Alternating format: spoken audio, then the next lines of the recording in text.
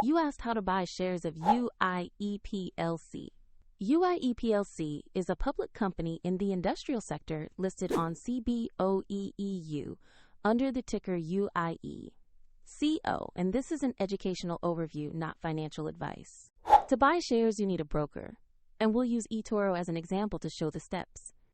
After registering, you will need to verify your account, usually by uploading an ID, and then add funds to enable purchases. Open the platform search and type the ticker UIE.co to find the correct listing. Select the entry that clearly shows UIE PLC on CBOE EU. On the asset page, review the company summary and the price chart to confirm this is the right stock.